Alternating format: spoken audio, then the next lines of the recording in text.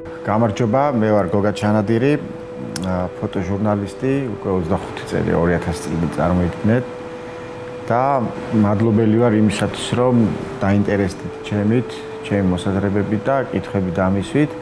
სიამოვნებით ვპასუხებ რომ კითხვებს, რომელიც ახლა ტელეფონში მაქვს, არც ბევრია, მაგრამ ესეთ მრავალმხრივი არის და ამისათვისაც მადლობას გიხდით. და დავიწყოთ. სულ მინდა ხოლმე რომ ასეთი ინტერვიუებში გავექცე ამ პოლიტიკურ თემას, მაგრამ მაინც როგორც ჩანს შეკითხვის დამსმელები თვითონ ინტერესდებიან პოლიტიკით და ამიტომაც შესაბამისად სვამენ ასეთ შეკითხვებსაც. რამდენიმე ასეთი და მივყვებით არმიდერობით და უპასუხებ. პირველი კითხვა ეკუთვნის დიმიტრის. როგორ ფიქრობთ საქართველოს თანამედროვე ადამიანის ცხოვრებაში პოლიტიკა რა როლს იცით რა პოლიტიკა რა როლს ასრულებს ყველაფერი პოლიტიკა მოდი აქედან დავიწყოთ უბრალოდ იმ გაგებით რა გაგებითაც იგულისხმება პოლიტიკა ხო რაღაცა პარტიული მიმართულებით სამწუხაროდ არ ასრულებს იმ როლს როგორცაც უნდა ასრულებდეს საერთოდ მე ზეპარტიული ადამიანი ვარ და მიმაჩნია რომ პარტიების გარეშე შეიძლება საქმის კეთება და პოლიტიკა მაინც იმ როლს ასრულებს რომელიც სადაც ვერ გაურბივართ მაგალითად სუფრასთან საუბრის თემა ხდება ხოლმე და რაღაცა მგონია რომ მე სუდად მიდის თემა, იმიტომ რომ მოდი ვთქვათ პირდაპირ რომ დღეს ვართ პირობებში, როდესაც არის პრაქტიკულად პოლარიზებული, დაპირისპირებული საზოგადოება რაღაცა პოლიტიკური მოსაზრებებისა თუ დღის წესრიგის გამო და ამიტომაც ერთგვარად ასრულებს უფრო მეტად დამქსაქსავის როლს, ვიდრე ერთგუშტად ჩეკრის როლს და იმ დევიზის როლს, რომელიც გერბზე გვაწერია, ხო, ძალა ერთობაში. სამწუხაროდ უფრო მეტად გშლის, ვიდრე გვაერთიანებს. აი ამ როლს ასრულებს პოლიტიკა. უკვე უცნობი ავტორისგან, რომელი პოლიტიკურ პარტიას მოიაზრებთ უმრავლესობაში მინისტრთა კაბინეტისათვის, რომელი პარტიის წარმომადგენლები მიგაჩნიათ უპირატესად და წამყვან პოზიციებს. მოდი ისე იმას ვიტყვი, რომ საერთოდ მე ბედნიერი ვიქნები თუ პარტიების მიხედვით კი არ განსაზღვრავთ ხელისუფლებაში მყოფი პირების ასე ვთქვათ მოწონება არ მოწონებას, არამედ იმის მიხედვით თუ რას აკეთებენ ისინი სახელმწიფოსთვის, როგორ უყვართ სახელმწიფოს. სამწუხაროდ მე ვგრძნობ რომ ბევრ ადამიანს, რომელსაც პრეტენზია აქვს რომ იყოს ხელისუფლებაში, არ უყვარს გულწრფელად სახელმწიფო ქვეყანა და სულ რჩება ისეთი შთაბეჭდილება, რომ მათ სხვა მიზნები უფრო აქვთ, ვიდრე სახელმწიფოს აშენებს. თუმცა ბედნიერი ვიქნები თუ შევწდები და ასე ბედნიერი ვიქნები თუ ვიხილავ ისეთ ადამიანებს ყოველთვის, არა მხოლოდ ახლა, ბევრი წელია ასეას, არ მაგ განცდა რომ არიან ხელისუფლებაში ის ადამიანები, რომლებსაც გულწრფელად უყვართ თავიანთი სამშობლო. დღევანდელი მდგომარეობით უნდა დავეყვნოთ თუ არა ამერიკას ან ევროპას. თუ ფიქრობთ რომ არა, მაშინ რატო? არა, ეს რა აუცილებელია მოკავშირეები ყავდეს დასავლეთში, იმიტომ რომ ჯერ ერთი ეს არის ისტორიული არჩევანი ქართველი ერის ყოველთვის დასავლეთისკენ ვიყურებოდით და მეორეც უბრალოდ წლებმა აჩვენა და ურთიერთობება რომ დასავლეთი გაცილებით საიმედო მოკავშირეა, საიმედო დასაყრდენია, არ შეიძლება ამაზე უარი თქვა, არ შეიძლება უგულებელყო და არ შეიძლება არ დაინახო ეს მოცემულობა. იმავე ევროპას თუ ავიღებთ, ევროპულმა ქვეყნებმა გაცილებით მეტი გააკეთეს 30 წელიწადში საქართველოსთვის, ვიდრე თუნდაც იმავე რუსეთმა 200 წლის მანძილზე, თუნდაც კულტურული მემკვიდრეობის დაცვის თვალსაზრისით, თუნდაც სახელმწიფოებრიობებსაც, პირველი სახელმწიფოებრიობაც, ბოდიში პირველი რესპუბლიკაც, როდესაც ჩვენ გავხდით 1918 წლის 26 მაისს, ხო ეს ევროპელების დამსახურებაა რეალურად. სამწუხაროდ 3 წელი გაგრძელდა და რის გამო შეწყდა? რუსეთის გამო, ხო? მოდი ვთქვათ, რომ ეს რუსული ოკუპაცია, რომელიც მე საბჭოთა ოკუპაცია ჩამოყალიბდა, ვისი ბრალია, ხო? რუსეთის და როგორ შეიძლება რომ აი ამის ფონზე არ დაეყნო და არ იფიქრო ამერიკისა და დასავლეთის, ასე ვთქვათ, მოკავშირეობაზე. აი ამის წინააღმდეგ წასვლა ნიშნავს, რომ პრაქტიკულად მიდიხარ ქართული ერის მისწრაფებების წინააღმდეგ. მოქალაქე სახელი არ წერია, სამოქალაქო აქტივისტებმა იქნებ მეტი იმუშაოთ მოსახლეობის პირობების გასაუმჯობესებლად, მაგალითად ტაქსის მომსახურების კუთხით იქნებ შეისწავლოთ ბაზარი და შესაბამის კომპანიებს მოსთხოვთ მინიმალური ტარიფის დაწესებაც და ანონსეთ პერმანენტული აქციები კომპანიის წარმომადგენლებასთან და მერიასთან, რომ მათაც მოახდინონ გავლენა კომპანიის მენეჯმენტს, ანუ მართვაზე. ხო, იცი რა, ეს საკითხები არ არის მხოლოდ სამოქალაქო აქტივისტების საკითხები, მთელი საზოგადოების საკითხი. საზრუნავია ის, რომ არ არსებობს კარგი შრომის პირობები, ის, რომ მაგალითად ხელმძღვანელს შეუძლია თანამშრომელი დაითხოვოს, თითქოს კანონით არის გარანტირებული, მაგრამ მაინც ხვდებით რა ხშირია სამუშაოდან ადამიანის დათხოვნა. თუნდაც უმიზეზოდ, თუნდაც პოლიტიკური შეუთავსებლობის და მოსაზრებების გამო და ასე შემდეგ. ხო, რა თქმა უნდა, ბევრია სამუშაო, მაგრამ მე ვისურვებდი, რომ ეს პასუხისმგებლობა არ გადავიტანოთ მხოლოდ რამდენიმე ადამიანზე, ან თუნდაც აქტიურ სამოქალაქო აქტივისტზე. პირიქით, ყველა საზრუნავი უნდა იყოს. ეს ამას უნდა მივეჩვიოთ, რომ ყველაფერი რაც პრობლემა არის, ყველას გადასაწყვეტია ეს პრობლემა და ამის პასუხისმგებლობა არ აქვს რომელიმე კონკრეტულ ადამიანს. მაგრამ სახელმწიფო ინსტიტუტებს ნამდვილად აქვთ აი ამის პასუხისმგებლობა და აი უპირველესად სწორედ მათ უნდა მოუთხოვოთ, რომ ის რაც გადაცდენა არის, გამოსწორდეს სწორედ ჩვენი აქტიურობის შედეგად.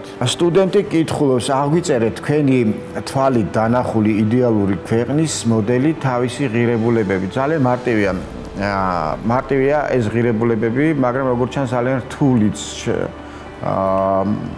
რა არის ეს ჩემ თვალით დანახული იდეალური ქვეყანა, ხო? ეს არის უბრალოდ წესიერი და პატიოსანი საზოგადოებისგან შექმნილი სახელმწიფო. აი ამის გარეშე არ არსებობს. ჯერ კიდევ კონფუცი როდის ეუბნებოდა, ხო? როდის ამბობდა, როგორი მეფეც არის, ისეთი ზნეობის სახელმწიფო ექნება მასო. ზნეობა არის ძალიან მნიშვნელოვანი. ზნეობის გარეშე არაფერი არ გამოდის. ეს არის ზნეობაზე დაფუძნებული. აი ზუსტად მახსენდება სწორედ გრიგოლ ხანძთელისა და წმინდა მოწამე მეფის აშოტის შეხვედრა, ხო? აი სიძვის დიაცთან დაკავშირებით. ხო, ზნეობას როგორ ხაზს უსვამს გრიგოლ ხანძთელი. წმინდა მოღვაწე პირდაპირ ეუბნება მეფეს აშოტს, რომ იცი რა, შენ ხარ მაგალითი იმისა, როგორი უნდა იყოს ზნეობრივი სახელმწიფო სამეფო, ხო? და როდესაც დიმიტრი უზნაძე 1915 ჩამოვიდა სწავლის დასრულების მერე საქართველოში, ქალთა გიმნაზიაში წავიდა სასწავლებლად, რომ ესწავლებინა გიმნაზიელებისთვის მსოფლიო ისტორია. და იქ ერთხელ შალვა ნუცუბიძე შემოხვდა, დიმიტრიო, რა გინდაო შენ ქალებშიო, ასე რაღაცა ირონიულად უთხრა და დიმიტრიმ უთხრა, როგორი ზნეობისაც არის ქალია, ისეთი იქნება სახელმწიფო. ამიტომ მე წავედი ქალთა გიმნაზიაში, იმიტომ რომ ზნეობრივი საზოგადოება გვყავდესო და აი ეს არის ჯერ ყველა დიდი ადამიანი იმაზე ფიქრობდა, სწორედ რომ ზნეობა იყო მთავარი. და ჩემი მოდელიც არის ასეთი, რომ სახელმწიფო მართვა უნდა იყოს ზნეობრივი. მზია, ძალიან საინტერესო იყო თქვენი მოსაზრება ქვეყანაში სამუშაო დღის ადრე დაწყებისა და 4 საათზე დასრულების თაობაზე. ძალიან ბევრი მომხრე ყავდათ. ამ მიმართულებით ხომ არ გეგმავთ აქტიურობა? საერთოდ მადლობა ამ შეკითხვისთვის. სულ ფიქრობ ამაზე, რომ დილით 8 საათზე დაიწყოს სამუშაო საათები, არ გვაქვს ჩვენ დასაკარგი დრო და არა 9 და 10 საათზე. 10 საათზე რო იწყებ სამუშაოს პრაქტიკულად 11-ის ნახევარზე ერთვები და 12 საათი უკვე შუადღეა. როდესაც შუადღით იყებ მუშაობას, ნაყოფიერი როგორი უნდა იყოს და თან როცა 4-ზე ამთავრებ, წარმოგიდგენთ 4-დან საღამომდე რამხელა თავისუფალი დრო გრჩება. 6-ზე და 7-ზე რო ამთავრებ, საერთოდ აღარ გრჩება დრო, რომ სადმე წახვიდე და აღარც განწყობა გაქვს. ამიტომ მიმაჩნია, რომ უფრო ნაყოფიერია სწორედ ის ბევრი წარმატებული ქვეყნის ის მოდელი, როდესაც იწყებენ 8 საათზე მუშაობას და 4-ზე და მაქსიმუმ 5 საათზე ამთავრებენ. რა თქმა უნდა, აქ შეიძლება მონაცვლეობაც რაღაც სამსახურებმა 9-ზე დაიწყო, რაღაც 8-ზე რომ ცოტათი შეეხიდოს ამ საცობებსაც, მაგრამ რაც უფრო ადრე იწყებ მუშაობას და სწავლას ასევე მით უფრო ნაყოფიერი და შედეგიანი ხდება ხოლმე. ხო, რა თქმა უნდა, ერთ-ერთი მნიშვნელოვანი არის ხელფასიც, ხო? ხელფასი ძალიან მნიშვნელოვანია, უნდა იყოს ყველა ადამიანს უნდა ქონდეს ღირსეული ხელფასი. ლიკა, რომელია თქვენთვის ყველაზე შთამბეჭდავი კადრი, რაც კი გადაგიღიათ? ხო, ძალიან საინტერესო შეკითხვა. ბევრი შთამბეჭდავი კადრი მაქვს, რა თქმა უნდა. განსაკუთრებით როდესაც ეს ეხება ისეთ საკითხებს, სადაც ბევრი ხალხი არის, ან ხალხთან არის დაკავშირებული. საერთოდ ძალიან მიყვარს ადამიანები და ადამიანებთან დაკავშირებულ კადრებს მივიჩნევ შთამბეჭდავად. ძალიან ბევრ ქვეყანაში ვიმოგზაურე და ბევრგან სხვადასხვა ესეთი საინტერესო ამბავი გადავიღე. მიყვარს აი ანარეკლებით კადრების გადაღება. ქართული ენის სიწმინდის სადარაჯოზე აქტიურად გახართ. ამ გზაზე ბევრი წინააღმდეგობა გაქვთ და ამ კუთხით თქვენმა ამდენწლიანმა აქტივობამ გამოიტანა თუ არა შედეგი? კი, შედეგი რაღაც დონეზე გამოიტანა, იმიტომ რომ ადამიანებმა, ჩემმა მეგობრებმა, მაგალითად ახლობლებმა გარემოცვა უფრო დიდი ყურადღება მიაქცია საკუთარ მშობლიურ ენას. მოდი იქა დავიწყოთ, რომ სირცხვილია, რომ საქართველოს ადგილზე სვა საქართველოს მიყვარს ამბობდა, პრივატ პაკეთი მომართავდა, ან ლოკაცია პოზიტიურად მელაპარაკები და ასე შემდეგ და კრეატიულით, ხო? მართლა სირცხვილი არის. იმიტომ რომ თუ ერთი გიყვარს, მეორეთი რატო უშავებ მას? ახლა შემთხვევით არ ვახსენებ ამ სიტყვას რატო უშავებ, იმიტომ რომ ნებისმიერი ბარბარიზმი კლავს მშობლიურ სიტყვას. არასოდეს ადამიანები ჯანსაღკბილს არ იძრობენ და ხელოვნურს, ბრილიანტს, თუნდაც ოქროს კბილი იყოს, ახლა კიდურს მოიჭრით ხელს და ბრილიანტის ხელს დაიმაგრებთ, არ არსებობს, იმიტომ რომ ორგანული ყოველთვის მნიშვნელოვანია, ყოველთვის მთავარია, ეს არის ფესვები. ნელ-ნელა ფესვები ხმობას რო იწყებს, მთავარი ფესვის შედეგი ხე რაც არის ენერგიით მცენარე, ის ნადგურდება, ასე ნადგურდება ერი, ასე ნებისმიერ ერი გადაშენდება, რომელიც დაშორდება თავის ფესვებს, თავის ენას. მთავარი საფრთხე, რაც შეეხება, მთავარი საფრთხე მაინც ეს არის ინტერნეტის ენა და მეორე ის, რომ მშობლიურ ენაზე აქტიურად არ ვკითხულობ წიგნებს. შეიძლება ვკითხულობ სხვადასხვა ენებზე, არა მშობლიურ ენებზე, მაგრამ მშობლიურ ენაზე აღარ ვკითხულობ წიგნებს, იმიტომ რომ წიგნი ეს არის ლექსიკის წყარო და თუ შენ ლექსიკა არ აქვს მდიდარი შემცირებული გაქვს სიტყვების მარაგი, სწორედ იმის გამოა, რომ ნაკლებად კითხულობ წიგნს და ურჩევდი ასეთ ადამიანებს, რომ ბევრი წაიკითხონ. ახლოს იყოს საკუთარ ფესვებთან. მამული ენას არწმუნოებაა, ხო? შემთხვევით სულ იმას ვამბობ, რომ აგერ ფერეიდანში ადამიანებმა დაკარგეს მამულიც და სარწმუნოებაც, მაგრამ თავარი არ დაკარგეს ენა და ამით გადარჩნენ. ამით დარჩნენ, რომ ქართველები არიან, თორე შეიძლება გვარი შეეცვალათ, ან დაეტოვებინათ ქართული გვარი, მაგრამ თუ იმ ენაზე აღარ მეტყველებ, რა გვარისაც ხარ, იქ დაკარგულია შენ ფას, შენ მარტო გვარი გადარჩი ქართველი და უკვე შენი შვილები და შთამომავლობას არც ქართულ თვითმყოფადობასთან და ვეღარ გააიგივებენ საკუთარ თავს. ძალიან მნიშვნელოვანია, რომ მეტი ვიფიქროთ, ენა საზოგადო საკუთრებაა და თითოეულ ჩვენგანს აქვს ამის პასუხისმგებლობა, რომ მას მოვაროს. ენას არ უნდა უვლიდნენ მხოლოდ ენათმეცნიერები. ან მხოლოდ ჟურნალისტებს არ უნდა ავკიდეთ პასუხისმგებლობა. ჟურნალისტებს ირეკლავენ იმ ენას, რასაც ჩვენ მიმართავ და ვლაპარაკობთ. ამიტომ ასე რომ თიცვი შევთ ხოლმე რომ აი ეს ჟურნალისტების ბრალია ეს ყოთ არა შენ თვითონ როგორ ლაპარაკობ აბა მე დავუკვირდი აი ამას კარგი პროექტი გქონდა თბილისური კარები ძველ თბილისში არსებულ სადარბაზოების კარებს იღებდით რა ბედი ეწე ამ პროექტს ჯერჯერობით ამ კოლექციას ვაგროვებ თბილისში 380-მდე ესეთი ლამაზი კარია რომელიც მე-19 საუკუნის მიჯნაზეა შექმნილი გაკეთებული გამოკვეთილი ძალიან ლამაზი კარი გაქვს თბილისური კარი ეს არის ჩვენი ქალაქის დიდი სამკაული და დაახლოებით 95% ამ კარის არის მდგომარეობაში. მხოლოდ რეაბილიტირებულ უბნებში, ვთქვათ, ორბელიანზე, გუდიაშვილზე, საქვეითო აღმაშენებელზე არის ან გადარჩა, ან განაახლეს, ან ახალი გააკეთეს ძველი ბაზაზე და ძალიან სასიამოვნოა და მაფიქრებინებს, რომ ქალაქი ფიქრობს იმაზე, რომ შეინარჩუნოს ეს კარი, ეს ჩვენი სამკაული ამ ქალაქის ოღონდ უფრო მეტია გასაკეთებელი. ბევრი კარი ნადგურდება და იკარგება სამწუხაროდ. სულ რამდენ ქვეყანაში ხართ ნაყოფი და გაიხსენეთ პირველი მოგზაურობა. დაახლოებით 130-მდე ქვეყანაში ვარ ნაყოფი, ავსტრალიის გარდა ყველა კონტინენტზე ვარ ნაყოფი. ავსტრალია ჩემი ერთ-ერთი სურვილია რომ წავიდე. პირველი მოგზაურობა კი ძალიან ისეთი კურიოზული იყო. სულ 91 ლარი დავიწყო მოგზაურობა და 27 ლარი თვენახევრის მოგზაურობის მერე 27 ლარი უკვე ხურდა ჩამოვიტანე. და 16 წლის ვიყავი მოკლედ. და თეატრალური ინსტიტუტის პირველი კურსის სტუდენტი ვიყავი. ერთ სამოგზაურო წავედი, კროსვორდები შევადგინე, ჩავაბარე, ავიღე ჰონორარი, თითო კროსვორდში 3 ლარი გადამიხადეს და იმით წავედი ოდესაში. თბილისიდან ბაქოში, ბაქოდან დაღესტანში გადავედი, დაღესტნიდან ილოვაისკში, ილოვაისკიდან ოდესაში შემოვიარე და თვენახევარი გავამივიდი. მინდა რომ ამაზე დავწერო, იმიტომ ძალიან საინტერესო გამოცდილება იყო. თუმცა გულწრფელად რო გითხრათ დღეს იგივეს არ გავიმეორებთ. მოგზაურობისას რომელიმე ქვეყანაში სტიქიურ მოვლენას ხომ არ შესწრებხარ? კი, წისქვილის ქვა არ დატრიალებულაო, აი ასეთ დროს ამბობენ ხოლმე.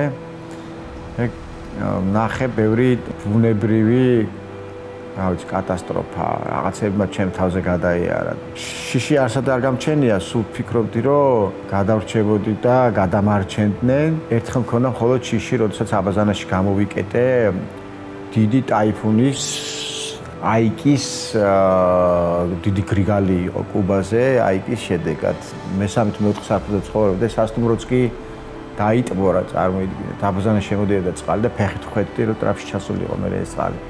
ერთ-ერთი რაც ვიაზრე, მთელი საბუთები ტანსაცმლის ჩემოდანი სასტუმროს ნომრის კარადაზე დავდე და მე შევიკეტე აბაზანაში, რომ გრიგალის და იმის გამო, ახლა მინები რომ ჩამსხვრეულიყო და რაღაცა. ხო, როდი შემეშინდა, იცი? როდესაც ჩემს ნომერს ააკრეს წებოვანი X-ის ფორმის გამოსახულებები, ქაღალდები, რატომ მონიშნეს არ ვიცი. ვინც ცხოვრობდით მონიშნეს, ეთქობა რაღაცა რომ ყოფილიყო ადვილად მიეგნო თან რაღაცა არ ვიცი. მოკლედ და მან მივხვდი რაღაცა ცუდი რაღაც უნდა დამტეხო და თავს. თუ გახსოვთ თქვენი პირველი ანაზღაურება რამდენი იყო და რაში დახარჯეთ? ეს იყო 9 აპრილის წლისთავზე, როდესაც გაზეთები გავყიდეთ პატარა ბავშვმა და 30 ლარი შემხვდა იქიდან, ხო. რაში დავხარჯე, აღარ მახსოვს. მიზანდასახული ადამიანის შთაბეჭდილებას ტოვებთ, რაც დაგისახავთ, მიზნად ყოველთვის მიგიღწევიათ? არა, ყოველთვის არ მიმიღწევია. მიზანდასახულობა, გონია რომ მიზანდასახულობაზე მთავარი ეს არის მოთმინება. უფრო მეტად, აი მოთმინებას ვსწავლობ. ეს ძალიან მნიშვნელოვანია. რა თქმა უნდა, მიზანდასახულობა ძალიან მნიშვნელოვანია ასევე, მაგრამ მიზნები ასრულდება მოთმინების გარეშე. და ის რაც უნდა მიიღო ზეგ, არ უნდა მოითხოვო გუში. მან საინტერესო რაღაც თქვი, მაგრამ ჩვენ ძალიან სულსწრაფები ვართ. სულსწრაფობა არის, რომელიც მიზანთან გაშორებს. და სულ მახსენდება ხოლმე ასეთი რაზეც რომ იგი იმავე კონფუცის არის, რომ თუ მიზანს ვერ აღწევ, მიზანი კი არ შეცვალო, გზები შეცვალე მისაღწევათო. ხო, ეთყობა მე რო გზები არ შეცვალე, ის მიზანი აღარ იყო. ხო, მიზანს აქეთ ძალიან უცნაური თვისებაც, დროის გამოცდილების, სოდნის წლების გამო გეცვლება. მაგალითად, ბავშვობაში ძალიან მინდოდა რომ ყოფილიყავი კოსმონავტი, მაგრამ დღეს ამაზე მეცინება კიდეც რო ოცნებობდი. მიზანიც მქონდა რომ აი გამختارიყავი, მაგრამ რო გავიაზრე რომ ხო შეიძლება იმ პერიოდში საბჭოთა პერიოდში დავიბადე, იმ მოცემულობით ძალიან წარმოუდგენელიც იყო ამ მიზნის ასრულება, მაგრამ შეიძლება გზები რომ მომეძებნა სათანადოდ ასაკისთვის, დროისთვის და გემოვნებისთვის კი არ გადამებრალებინა ამ მიზნის შეუსრულებლობა, არამედ აი გზების ვერ მოძებნისთვის დამებრალებდნენ მიმეწერა. რას ურჩევდით დამწყებ ფოტორეპორტიორებს? კარგი კითხვა არის, ხათაშორის ეს მოწონს. ორი რამ ჭირდება ფოტოგრაფიას. ერთი მუდმივი პრაქტიკა, ფეხით სიარული ძალიან მნიშვნელოვანია, ბევრი უნდა იარო და აირჩიო რომელიმე სამი თემა და იმ სამი თემის სერია შექმნა. მაგალითად თქვათ, გადაიღო მარტო სკამები, გადაიღო მარტო ლეკვები, ძაღლის ლეკვები, თქვათ, გადაიღო მარტო აყვავილებული ხეები, ან გადაიღო მხოლოდ ყურები, გადაიღო ხელის მტევნები, ან გადაიღო მოხუცი ადამიანები, ან ახალ დაქორწინებულები ჯვრისწერის კადრი. რაღაც თემა აიღო, სამი თემა და იმაზე იმუშაონ აუცილებლად. დღითი დღე კადრიდან კადრამდე ფოტოგრაფები მიხვდებიან როგორ აუმჯობესებენ შედეგს და თვითონ მოდის მე შეცდომაც, მისი გააზრებაც, უკეთესი გადაღებული კადრიც და ასე შემდეგ. ეს არის ძალიან მნიშვნელოვანი. თქვენი აზრით რა არის მთავარი ნომერ პირველი საკითხი, რაზეც ჩვენს ქვეყანაში სამოქალაქო საზოგადოება უნდა იზრუნოს და იმუშაოს? სამწუხაროდ ძალიან ბევრი საკითხი არის უნდა იმუშაოს. მე მაგალითად აქტიურად ვარ ჩართული დასუფთავების საკითხებში, წიგნიერების გავრცელებაში, ქართული ენის დაცვაში, ქართული ნაწარმის შეძენის საკითხებში, მაგრამ ყველაზე მთავარი, სადაც ჩვენი სუსტი წერტილი მგონი არის და რის გამოც ეს პრობლემები სათავეს იღებს, არის არასაკმარისი ცოდნა და განათლება. რა თუნდა ახლა იმას კითხაობა, რომ უნდა შეიძინო ადგილობრივი წარმოების ნაწარმი, რომ გააძლიერო შენიანები, მაგრამ არ იციან ადამიანებმა ეს. ან რა თუნდა იმას მარჩელობა, რომ ნაგავი ძირს არ უნდა დაყარო, ნარჩენები არ დაყარო ძირს, ხო? მაგრამ არ იციან და ყრიან. იმიტომ რომ არ აქვს შესაბამისი ცოდნა. ამიტომ მე არ უწოდებ ხოლმე მათ ღორებს, ხშირად მოიხსენებ ხოლმე ფულ ნაგვები და რას შემდეგ არ შეიძლება გალანწყო. ის რაც არის ადამიანმა იმის გამო როგორ შეიძლება გალანწყო. უბრალოდ გვიდა რომ აი საზოგადოების აქტიურმა ნაწილმა და სამოქალაქო აქტივისტებმა სწორედ აქ იმუშაონ, აი აქ დააჭირონ, რომ მეტი ცოდნა გაავრცელონ ასეთი საკითხების მიმართ. როგორ ფიქრობთ საქართველოს დღეს არსებული პოლიტიკური კრიზის და რა გამოიყოს? რა არის ამისათვის საუკეთესო გზა? მაინც მგონია რომ თავარი არის ეს არის სამშობლოს სიყვარული. თუ სამშობლო გიყვარს, ანუ მამას და დედას შვილე იყვართ, ისინი ამ შვილისთვის ყველაფერს გააკეთებენ. თუ გიყვარს, თავარი რა არის? შეიყვარე შენი სამშობლო. აი ეს არის თავარი, რის გამოც შენ დაძლე ნებისმიერ კრიზისს. რა არის თქვენი მთავარი ღირებულებები? ასე ვცხოვრობ, ეს არის წესიერება და პატიოსნება. ამის გარეშე წარმოუდგენელია ჩემი ცხოვრება და სხვათა შორის იმავის ვითხოვს ხვებისგანაც. პატიოსნება, წესიერება. რომ შემოგთავაზონ რა გაკვეთილის ჩაატარებდით და ვინ იქნებოდა თქვენი აუდიტორია? ძალიან საინტერესო კითხვა არის. ალბათ ავირჩევდი იმ აუდიტორიას, რომელსაც დღეს ხელისუფლებაში ყოფნა უნდა და მაინც დაველაპარაკებოდი ზნეობით, როგორ მართონ ზნეობრივად საკუთარი სახელმწიფო. ქვეყანა. გული რაზე გტკივათ? იცი რაზე გტკივათ? ერთ-ერთი ქვეყანაა საქართველო, რომ დედაენას ძეგლი დაუდგეს და ენას ვამახინჯებთ, მეეზოვის ძეგლი დაუდგით, ну გასაგებია ფიროსმანის პროტოტიპია, მაგრამ ძეგლი დაუდგით მეეზოვის და ნარჩენებს ყრით, ქართლის დედას ძეგლი დაუდგით და ჩემი დედაო გავიძახეთ და კიდე ის მეორე ბ-ზე რო იწყება. წარმოუდგენელია. სამ რაღაცა ძეგლი დაუდგით და თითქოს ძეგლის უდგამ რატო პატივისცემას გამოხატავ, ხო? და ცხოვრებაში ვერ ახორციელებ აი ამ იდეას, რის გამოც ძეგლი დაუდგე. და მეორე რაზეც გული წყდება და მტკივა კიდეც არის ის, რომ 34 წელია დამოუკიდებლობა მოვიპოვეთ და მართლა აი ისევ იმავე წრეზე ვტრიალებთ. ისევ ვერ ვაგვარებთ მთავარ საკითხებს, მთავარ პრობლემებს. ნუ გასაგებია ტერიტორიული პრობლემების მოგვარება ასეთი ადვილი არ არის ამ მოცემულობის საქართველოს, მაგრამ ხო შეიძლება მაგალითად დავით აღმაშენებლის პოლიტიკა წარმოიდგინოთ, რა გააკეთა მეფე 16 წლის გამეფდა და 26 წლისა 10 წლის შემდეგ შეუწყვეტა სელჩუკებს ხარკი, ხო, მოდი და წაიღეთო. და კი მოვიდნენ 1121-ში მე დიდი ძალებით დიდგორში და ვერაფერი წაიღეს, იმიტომ რომ მეფემ რა გააკეთა, რომ მთელი ეს 10 წელი მოემზადა როგორ ეთქვა უარი თავის დახრაზე, როგორ ეთქვა უარი ხარკზე. აი აქ ეს არის ძალიან მნიშვნელოვანი. ამაზე მწყდება გული, რომ აი ამ დროს ვანიავებთ, არ ვიყენებთ იმისათვის, რომ ერთ დღესაც დადგეს დრო, როდესაც ჩვენ ვიტყვით, რომ დიახ ჩვენ ძლიერი ვართ და დიახ ჩვენ მზად ვართ იმისათვის, რომ უკეთესი საქართველო გქონდეს. მომავალ თაობას რას უსურვებდით? ზნეობას, იყვნენ ზნეობრიები, არ დაშორდნენ ფესვებს, ილიას თქმის არ იყოს, ხო? რომელიც ივიწყებს თავის წარსულს, არ არის ღირსი მომავალისა. ანუ და იაპონია საუკეთესო მაგალითია ამისი, რომ როგორ შეიძლება შეურწყო ერთმანეთს წარსული და მომავალი, ხო? იაპონიაში მე დავდივარ ხოლმე ხშირად და რო ჩადიხარ 22 საუკუნე გვხდება. ანუ ადამიანები წინ წავიდნენ ტექნოლოგიურად, განვითარებით, საუკეთესო პირობებია, ჯერ მარტო აბაზანაში რო შეხვიდეთ, თვალები შულში აგებთ, როგორი მოწყობილია, მაგრამ ამასთანავე უდიდეს პატივს სცემენ წარსულს. ანუ წარსულს ურჩევ, მაგრამ არ დაივიწყოთ, მაგრამ ნუ მისტირიან წარსულს. მაგალითად, ნუ მივტირით 1990 წლის დინამოს იმ ერთ ევროპულ თასს, ხო? თასების თასი რომ მოიგოთ 13 მაისს. უდიდესი გამარჯვება იყო, მაგრამ მარტო კი არ უნდა ვიტიროთ, რომ ეს ოდესღაც იყო. მოდი რა დავიქოქოთ იმისაც, რომ უკეთესი ვიყოთ. 26 მარტი არ დამოვიწყდება 2024 წლის, ეს იყო უდიდესი ზეიმი ჩემთვის, მაგრამ მე არ მინდა რომ ეს ზეიმე დარჩეს და 40 წელი კვლავ ველოდოთ მორიგ წარმატებას. პირიქით, სულ უნდა მოვიმართოთ იმისათვის, რომ წარსულის მაგალითებით უკეთესი მომავალი შევქმნათ. ფოტო, რომლის გადაღებაც გინდა და ჯერ ვერ გადაიღეთ.